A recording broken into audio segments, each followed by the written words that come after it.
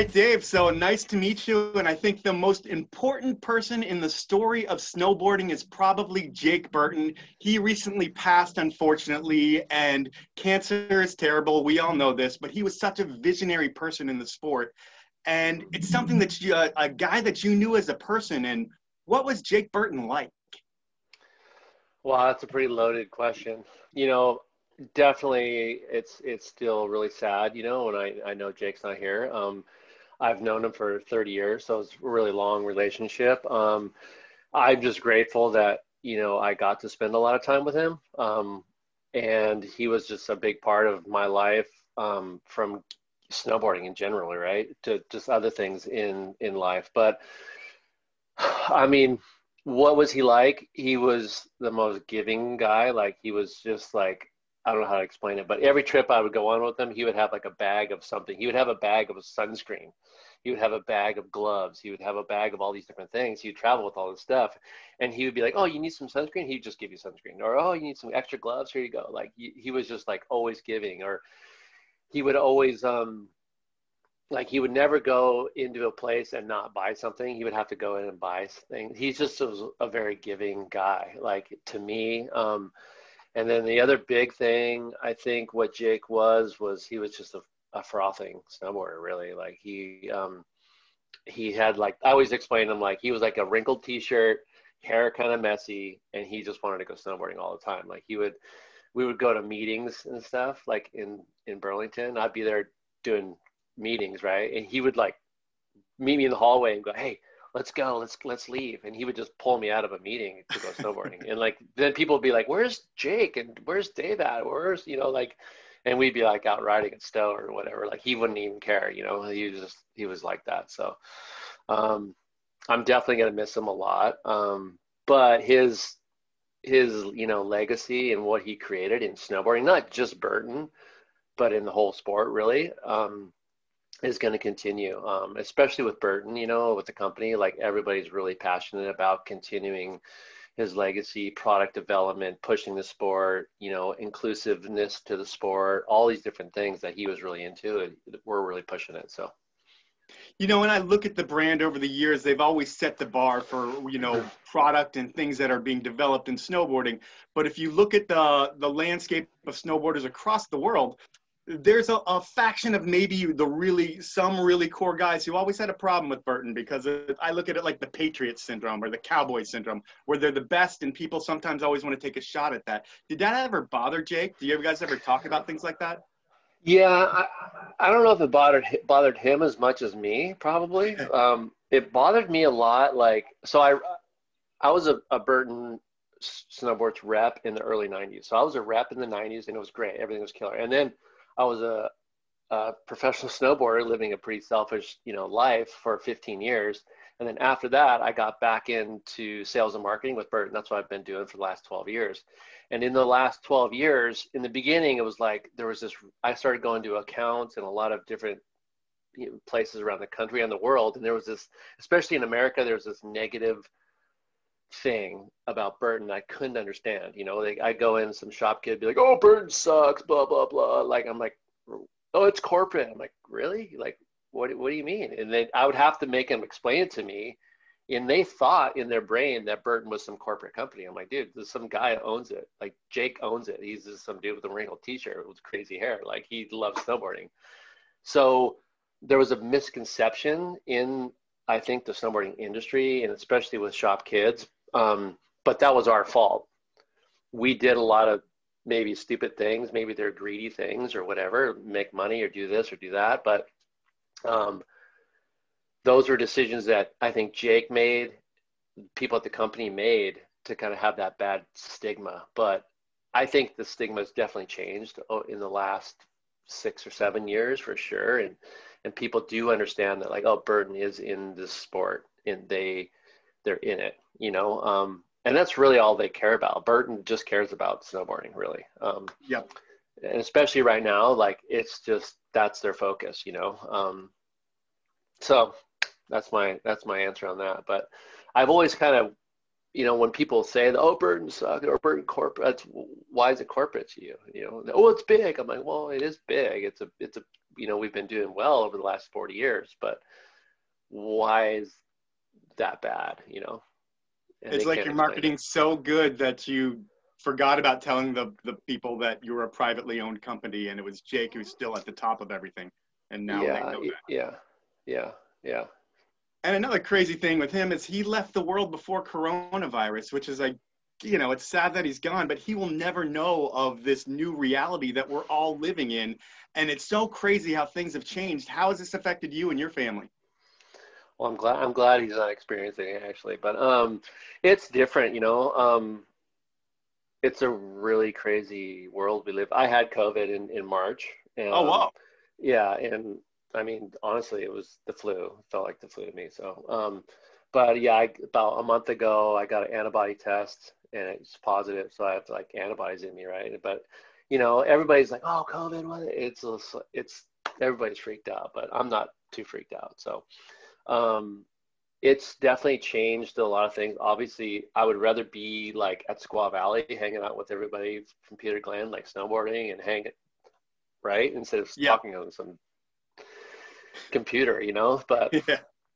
I mean, I spend a lot of time talking on a computer, and I hate it. Like, I don't like it. I like being around people, like, you know, like especially talking about something fun, like snowboarding. Like, I don't want to talk about it. I don't want to talk about snowboarding products digitally, you know, it's weird. Like, I Yeah. want to be able to go out and do it, talk about, hold it, touch it, you know, grab a snowboard, feel it, touch it. Like, but on the positive side of it, it's definitely allowed me to have a little more freedom, especially with my family. Yes, but my family, I have two kids. I have two boys.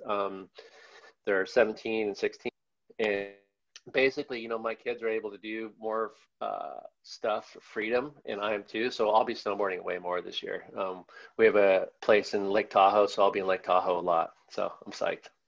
So this year is going to be an interesting year because, and in talking to you, it's really fitting because you were one of the first dudes to really get out there on a split board back in like the 90s. And while it didn't blow up back then, and you were all about it back then, it's going to blow up more than ever this season. I mean, we've seen it already for the past 5, 6 years, people buying split boards, but a lot more people are going to be heading out in the backcountry. And is that something that you think about? Like, this could be bad or it could be dangerous, or are you psyched to get more people out there? That's definitely a two-sided coin, I think. I'm stoked when people go out and splitboard, obviously. I mean, I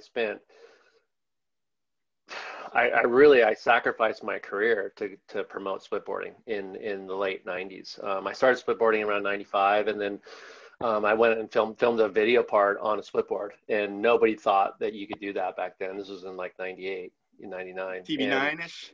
it was TB9. That video part was filmed on a splitboard, and I kind of did it to prove a point.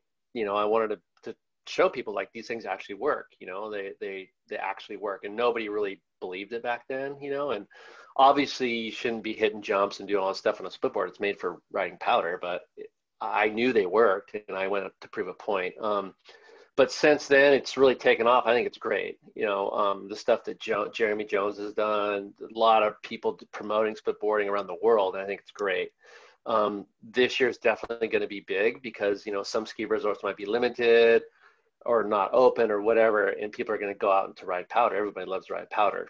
But what I've learned over the last 4 or 5 years in sales is people buy a splitboard and they don't know it's hard work. They're kind of like, well, I didn't know. I thought I was just gonna be riding powder all day. I'm like, no, you're gonna be hiking all day. You're gonna be, you know what I mean? Like, Yeah. and the people that like that, they love it. But a lot of people buy a splitboard and then they use it twice and they're like, I'm never doing that again. And I had to like physically do something, you know, Yeah. because they're used to just riding the chairlift or taking a cat up and, you know, like that's what they want to do. So I Gravity, like think, using it to go down. you know what I mean? Instead of hiking, like it's a hard thing, you know, and dealing with a split board, hiking up a big peak and coming down it, it takes some effort, you know, but I There's a think it's level of great. fitness just to get up. And then once you get to the top, you got to get your legs ready to get down because you're only halfway there. Yeah. So it's a big effort, but I think it's awesome. I think there's a lot of people being educated and doing it. I hope people are safe to do it, you know. That's a big one, you know. A lot of people just jump into it and they just kind of go for it. Hopefully they'll start real slow and learn about snow and safety and navigation and being out in the wilderness, you know, and not get hurt. So. Yeah, it'll be an interesting thing. But before all of this started for you, you weren't like into snow growing up. You grew up in California, and I think surfing was your thing. Were you just, was that life for you growing up? Yeah, it still is. I mean, I'm like 3 houses from the beach, so Oh, I wow. surf a lot. Yeah, I grew up in Southern California surfing from the early age, 12 or 13. And I didn't start snowboarding until I was 21. So, Wow. yeah, 1989, 1990, that's when I started snowboarding. And, that was just a part of the culture out here that started, skating, surfing, snowboarding, all that. But I kind of think it's all the same. Like surfing and snowboarding, like I surf when the waves are good and I snowboard when the snow is good. That's kind of what I try to do. So you live the life for sure. But back I then, it's tried like to. you're in a shop and they start selling snowboards, and that's kind of how you get into the whole thing. What kind of gear are they selling at that point? I'm sure it's just very, very old technology, no side cut, just really stiff boards. Well, I started in 1990, so that was a good year. So I Oh worked yeah, at yeah, it's a little bit later. I worked at a surf shop out here called ET Surf in Hermosa Beach. I worked there, and they had snowboards, and I thought it was stupid. I didn't want to do it, and I went on a ski trip.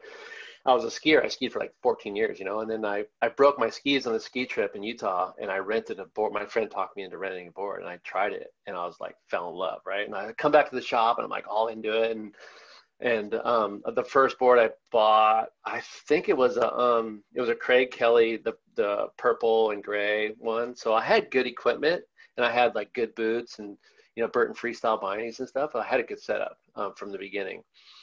So it wasn't, I didn't have to go through all that. And does it transition from surfing? Is it pretty natural for you? I mean, do you pick it up pretty quick? It was for me, like that first time snowboarding. I had a really hard time on a groom run. I remember getting off the chairlift and I kept falling over on the hard pack and it's slamming. Oh my gosh, like getting work. And then like there was like 6 inches of snow at Snowbird. That was the first place I snowboarded, and I went up the Little Cloud chairlift bowl, and I rode like 6 inches of powder all the way to the bottom. And I was like hooked, because it felt like surfing kind of like because I was Yep. floating and I could turn, on the hard pack. I had a hard time, but then once I kind of got it, yeah, like surfing has helped my snowboarding for sure. People ask me that a lot, because on a wave, you have to be creative. You have to be adaptive to what's in front of you, and what you're surfing on. And I kind of take that mentality in snowboarding, sort Okay. of, to be creative, And is it like, are you just a weekend warrior at first, just going as much as you possibly can? Yeah, basically I was working at that surf shop and I was snowboarding as much as I could 2 to 3 days a week. And then I started working for the Burton rep in Southern California after like 6 months of snowboarding. I got a job with Burton and I was a Burton rep in Southern California for 3 years. That's And crazy that then, that even happens that quickly for you, because like yeah, Burton's and the well, then, brand, yeah. And then after 2.5 years of snowboarding, I was a professional snowboarder. which is Like amazing. I mean, the the, way that you become a professional snowboarder, for most people, it's like you get into the rep game, you learn the ropes, you become a sub rep, then eventually you become your own rep. But for you, you get into the rep game, you're like a sub rep, and then you get some random phone call that's like, hey, dude, we need you to shoot in Italy. Get on a that's plane and exactly let's what make this happened. Yeah. happen. Yeah. That's exactly what happened. So I was a rep, right, for Burton, and I was a friend. I was friends with the team manager, Eric Koch, who was kind of my age, 23 or whatever. And I met him at sales meetings. I knew him. We snowboarded a couple times together, and he knew I could snowboard because I was riding Big Bear a lot. And he's like, oh, and then there was this trip to Italy for Transworld, and he calls me up. He's like, hey, can you go to Italy next week? And I'm like, I don't even have a passport, but yeah, like, are you kidding? So I had to get a passport, do the whole deal, and I went on this trip for Transworld, and I had no clue what I was doing. I just went there. I met my wife on that trip, Shannon Dunn. I met Jeff Curtis on that trip. Like, it was a life-changing experience for me, like completely life-changing, So That's I go destiny on right this, there. yeah, I go on this trip. I come back from that trip, and like, I don't even know what happened. Like, I seriously just blacked out because the next 15 years, I'm just this pro snowboarder going around the world traveling. It was just but that's what happened. It was a chance trip, and I came back and I had all these photos in the magazines, and then I went out to I went to go hang out with Shannon in Utah, and she was filming with Mac Dog, and like I met Mac Dog, and like I wasn't supposed to do that, and next thing you know, I'm going off jumps with Peter Line and Mac Dog and filming with him, and then I met Mike Hatchett 3 days later, and then that's what happened. Like I don't even know. And then you have like parts in like every TB and all the Mac Dog movies from there on out, and it's like a career from there. So you go on this trip, and it's like you come back from a trip with a wife, some friends, and a career, which is pretty amazing for a dude at that age, you know? Like it's a shop rat. And I was 23. I was 23 at that. But basically about that time when I like turned pro or whatever you want to call it. And then, you know, I just started, you know, with Burton. I started riding for Burton, obviously, and it was great. Had a really close relationship with Jake, and Craig Kelly taught me a lot. I mean, I need to mention Craig because he was a huge influence on me. Is he the one that got you to move to Utah? And like, friend. Get out of the park and get into the backcountry? Yeah, that's true. He, you know, he didn't say it like that to me, but he basically was like, you know, it's time to get out of the park and go do something real, you know? And I'm like, oh, because I was just this park kid, basically riding parks and stuff. And I had no idea about that. You were riding with some great riders too, right? So if anybody doesn't know, Big Bear at that time, you know, in the early 90s was the beginning of snowboard parks anywhere in the world. It was the first snowboard park full on. So it was like Mike Perillo, Rob Defoe, Todd Messick. I mean, there's tons of people you might not even know, but they were like pros back then. And then Brian Iguchi was huge. Brian Thien. And then Jeff Brushy moved out, and we were like, you know, that was the crew we were riding, but we were riding park stuff. And then Craig was like, you know, in my head, it was just like, I gotta learn. So I moved to Utah, and I went out there in 94, I think. And that just opened my eyes completely. And I had to start learning about the backcountry. Like I said, those small little steps, you know, and then I started filming with people, and that was a huge thing in my life to do that. I mean, when you start filming with people, there are only so many movies back then. So when TV comes out and it's a global thing, everybody in the world knows who you are. And I think the beauty of your riding was, over the years, I mean, you rode with some incredible dudes, and they all had to get gnarlier every year. It was like they kept having to one up what they were doing, but you were all style and personality, and like you were the dude that people wanted to have around. So you were always in those movies just based off of your personality and your style. And did you feel like you didn't have to up the risk every year like some of the other riders did? Yeah, it's interesting you say that, because, you know, I felt that in my brain, like I just want to make snowboarding look fun. Yeah. You know, I don't really care if I jump off an 80-foot cliff. I'd rather jump off a 20-foot cliff and land in the tranny and like ride. You know, I was never like, I need to do the gnarliest thing in the world. I just wanted to do it good, right? But there was always that little bit of pressure of like, because we would watch footage, because it was all filmed on 60 millimeter, you know, film. So we would get these, you know, all the film transferred, and we'd go over to Mike Hatchett's house like a month and a half, 2 months later after we filmed it. And we'd sit in his living room, and it's like Noah Slasnick and Kevin Jones and me and 3 other, and you're just watching this raw tape, and you're just like, oh my gosh, you're just kind of like, it was constantly like defeat, because, you know, when Noah Slasnick's like, oh, that line would have been sick, but you did this. And it's not going to be in the movie. And you're like, oh my gosh, that was like the best line I've ever done. I thought, like, when I did it. But then you see the footage and you're just like, oh my gosh, it's not gonna make the movie, you know? So there was tons of that stuff. So I was always trying to do better, you know? So it wasn't like I wanted to do the craziest thing, but I wanted to do the best I could, you know? But I think you're right. Like, I definitely cared more about making snowboarding look good than gnarly. Like, I don't think snowboarding needs to be gnarly. Like, it doesn't need to be that. It's just, that's not what it is to me.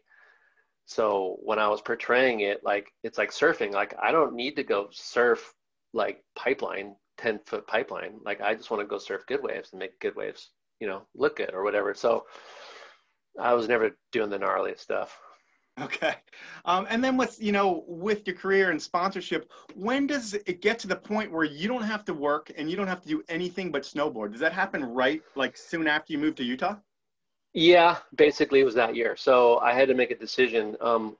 It's funny. This is a weird story. Nobody knows it, but Laurent Vigneault, who was a rep in California for a long time, I was on a plane with him, and I remember thinking like, hey, I was talking to him like, Laurent, like I got this opportunity. Should I be a pro snowboarder? And I didn't even know what that was, or should I continue to be a snowboard rep? And he's just like, oh, dude, you gotta go be a pro snowboarder if you can. So I basically said to the rep in Southern California, Eric, I'm like, hey, you know, I'm gonna take next year off and see what happens. And I moved to Utah, and that's what happened. And then I filmed that move. That was TB4, so I filmed TB4 that year, and then I signed a contract with Burton as a writer. And then, like I said, like the next 15 years was like just that's what it was. It was selfish. It was a very selfish time in my life for sure, because when you're a pro snowboarder, you're going snowboarding every day. Like you're just snowboarding every day, traveling wherever you want, doing whatever you want to do. Oh, I'm gonna go. Oh, Europe's really good right now. Let's go. And you call up my cat. Let's go to my Europe. And it's like, are you kidding me? Right? When I look back at it, I'm like, that was like a joke, because like I was so fortunate, but so selfish at the same time. You know, like. And you're getting paid for that. It's And amazing. you're getting paid for it. You know, it's a lot of work. Don't get me wrong. It's a Yeah. lot of work. Like to film a 2-minute video part in a movie back then was a lot of, it was 6 months of your life, basically, to go do that. And people don't see that. You know, there's a week and a half, 2 weeks of grinding every day just to get one shot. Well, but that still goes on today. But then those athletes also have to worry about a whole nother thing that you didn't have to think about, which is marketing yourself. Because when you were Well, coming today out, it's social media. People are just swiping things on their phone. They're just like, oh, cool, that sucks. That's cool. That sucks. That's cool. That yeah, sucks. It's just like, I wouldn't even know how to be a professional snowboarder today. I would just not even know what to do, because like I said, we worked for 6 months to put out this thing, you know, and then people look at it, whether it's a magazine or a video, and they rewind it over. And I used to rewind videos over and over, and it was part of my soul. You know, it was like, oh my gosh, I could think of a video right now and almost replay the shots in my head. But nowadays with Instagram and social media and stuff, you're just kind of like, you're just swiping things, and it doesn't sink into your soul, right? yeah, So yeah. it's a It's just so different, quick. it's a different deal now. Yeah. So I mean, And it's just like the double. writers are, yeah, the writers are so much better, and they're not getting the credit they are deserved. I mean, No, I and don't it's think. like where you did it and you just put out the movie and people watched it. These guys, they have that. They can put out a movie, but not everybody's going to watch it because there's so many different areas to get content. Like you said, everything's so quick and they have to constantly be in people's face. And I think as a pro athlete, you would rather have your actions speak for yourself than you going, hey, look at me. Hey, look at me. Hey, look at me. And to be a pro athlete today, you have to say, hey, look at me. It's sad. It's true. It's true, but it's sad. It's a weird, because before you were being promoted from a magazine standpoint, or from a, you know, a movie you were in, or a contest, you know, but it wasn't like you're promoting yourself. Like, check me out, check me out, check me out, check me out. Look what I ate today. Look what I did today. Look at me, look at me, look at me, you know, like, Yeah. and social media becomes that. And it's kind of weird. No, but back then your job was to ride and get footage, but then you were also big in the product development side. I think you might have been the mastermind behind the Burton Custom, which is arguably like the Ford Mustang of the Burton line. And Yeah. you were like printing money for that brand with just your product design. Yeah, I mean, the custom was me for sure. And Joe Curtis, I got to give Joe Curtis credit. It was Joe Curtis and I at the time, and we were riding the Burton Air. And then there was I think there's the Brushy had a pro model and Terrier had a pro model. And they were like better material. The base material was better. It was just a better board, you know? Mm-hmm. And we didn't want to ride. I'm like, I don't want to ride Terrier's board or Brush. I want to ride like that quality of a board, but like just nobody's name on it, you know? Like, Yeah. so that was kind of the idea. And then I went to New Zealand with JG in the summer of 94. Yeah, 94. And with 2 board bags full of 14 boards, prototypes. And we came back from that trip, 2-week trip, with the board that's basically the Burton Custom today. Nice, nice. Yeah. And I think another thing that separated you from a lot of the riders out there is you're just as comfortable in the backcountry as like you could be at a handrail shoot with JP Walker and Jeremy Jones. Like, you ride with both Jeremy Joneses, and it's cool. Trust me, that's a nervous thing. That's nervous. Like, because you know, I would come back from a trip, you know, say filming with Mike Hatchett, right? We're in Utah or something. I come back from that, and then next thing you know, I'm going with Mac Dog up to hit some jump or on a handrail trip. You know, that was scary, and I had to like switch my gear. I'd like get my handrail boards, put in a board bag, and I'd like go on a handrail trip for a week. You know, but that's what kept snowboarding fun to me. You know, like I like riding the half pipe. I did half pipe. I was in the U.S. Open, and I made the final times like in the half pipe, and I was stoked to do that. I loved it because it kept it fresh to me. You know, like if I was just, I mean, it sounds weird, but if I was just riding powder every day, like I'd be bored back then for sure. Not today. That's what I want to do every day. But like back then, I totally remember like filming in the backcountry and then wanting to go like, I want to go like hit some handrails, or I want to go hit some jumps, or, you know, and I just wanted to keep it fresh. Well, you know, and then aside of snowboarding that I really didn't see you in too much, although you said you competed in half pipe a bit, but if you look at like the contest scene these days, does it look more, is there a lot of gymnastics involved into it, where before it was a lot of style and stuff, and now it's just like a lot of flips and stuff that, I don't know, it just seems like these guys are, you know, regimented athletes instead of snowboarders like you might have been coming up? Yeah, it's definitely different. I mean, I feel very thankful that I was able to go to snowboard contests back then, like in the early 90s, where, you know, the US Open, for instance, was in Stratton.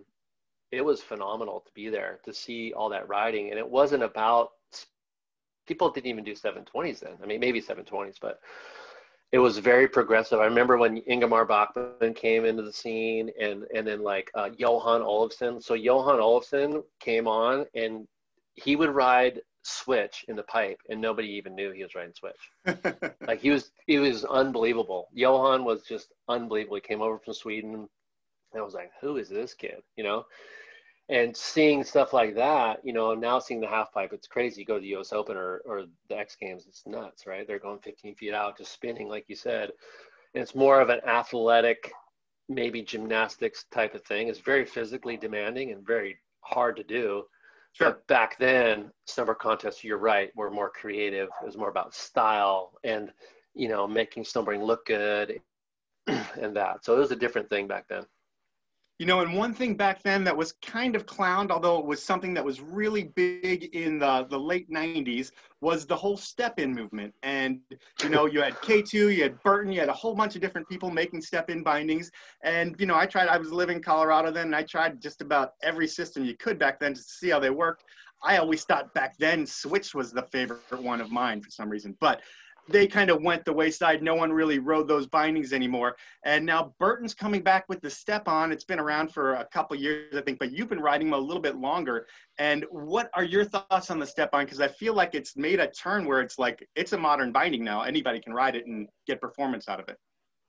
Yeah, I mean, you see me laughing. I'm laughing at myself, basically, because I didn't want to have anything to do with it, honestly. Like, I thought it was the dumbest thing, you know, 7 or 8 years ago when I knew Burton was starting to do it again. I'm like, oh, we did this before. And in the 90s, we had a step-in thing, and I had to try it to test it as a rider, and I didn't like it. You know, you're held in underneath your foot, and it just felt weird, and the whole thing. And then I hear Burton's doing it, and I'm like, oh, are you kidding me? And then I kind of just blew it off, you know, for a couple of years. And then JG sent me a set. I actually saw it in Burlington, prototype of it, and I'm like, "Oh, this is crazy. It looks like a normal binding and a kind of a normal boot with no straps on it." I was like, "Whoa, this is weird." I didn't really understand it. And then JG sent me a set, and I rode a pair in Colorado. I remember the day. It was probably 5 years ago now. And I was riding with my kids, and I remember it was a gray, lame day. I'm like, I'm just going to try it today. I had my other setup in the car, which was, you know, Genesis bindings and Imperial boots and on a board. And I'm like, I'll just try the StepOn thing. I'll come back and grab my other board, you know. And I never came back to the car that day. I was just like, what is this? Like, it was comfortable. I had tons of power. That prototype was really hard to get in and out. But I remember just like, this is really weird. Like, I kind of like it. And then it took me a couple of weeks. I came back home, and it took me a couple of weeks to kind of wrap my head around it. And I haven't really ridden straps since. But I never thought I would be riding a convenience step in, step on, whatever you want to call it thing, you know. But being held in from the high back, you know, Yep. is where that's why I like it, is because I'm attached high back. So when I'm doing a toe turn, I'm pulling from the high back. I'm not, Mm-hmm. it's not underneath my foot. I'm not pushing on straps. You know what I'm Yeah. saying? So You're getting that leverage. that's why I like it personally. Yeah, that's why I like it personally for free riding. You know, I probably wouldn't use it if I was doing tons of freestyle stuff, doing, you know, backside 270s on a handrail downstairs and stuff, but because it's really precise and it's really reactive. But for actually riding, and yeah, I love it. I love it. Is it going to change 1-footers as we know it? I don't know. It could. You know, you get it to somebody like Scott Stevens or somebody that's going to do some crazy tricks on it. You could do that for sure. I know Alex Andrews has done a lot of crazy stuff, like 1-foot stuff. But yeah, it's a pretty interesting topic. You know, I could talk about StepOn for an hour. You know, I don't know. Yeah. We don't have that much time, but it's very interesting. And I just tell people, like, just don't be like me. Don't be closed-walled and, you know, an idiot. Just try it. And if you like it, you like it. If you don't, you don't. But like, it's pretty crazy. Well, I'm excited to try it this season. I think everybody can find some stuff on StepOn over at the Snowtober website, which is what we're doing this all for Peter Glenn Ski and Sports Snowtober. Dave, I want to thank you for your time. Your career has been just amazing to watch over the years, and it's been cool to get some time to talk to you about it. And thank you very much. Enjoy Snowtober. Sounds good, guys. Take care. Hope you have a great winter. All right, you too, man. Peace.